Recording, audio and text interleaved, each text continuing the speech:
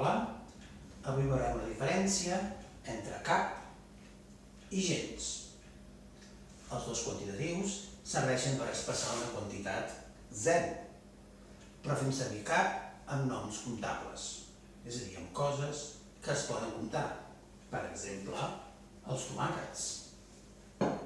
Tinc 3 tomàquets, tinc 2 tomàquets, tinc un tomàquet, no tinc cap tomàquet. O les taronges. Tinc 3 taronges, tinc 2 taronges, tinc una taronja i no tinc cap taronja.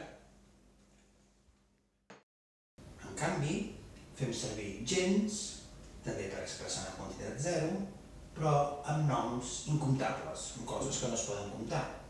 Per exemple, la llet.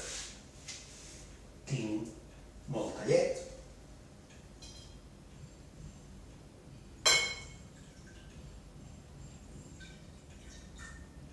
Ara tinc una mica de llet.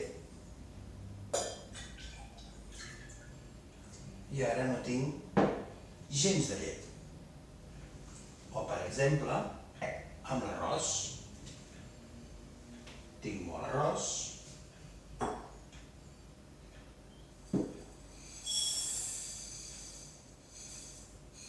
Tinc una mica d'arròs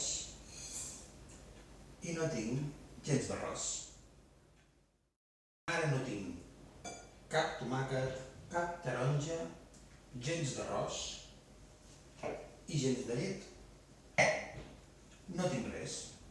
No tinc res de res. Gens d'arròs, una mica d'arròs,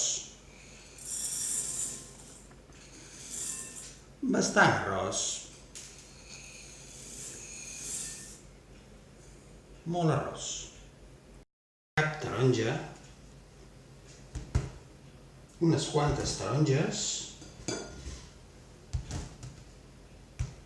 moltes taronges,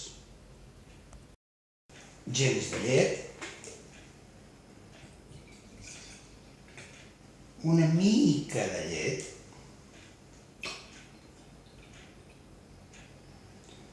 bastanta llet,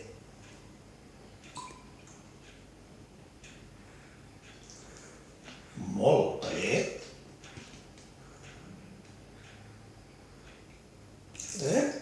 massa llet.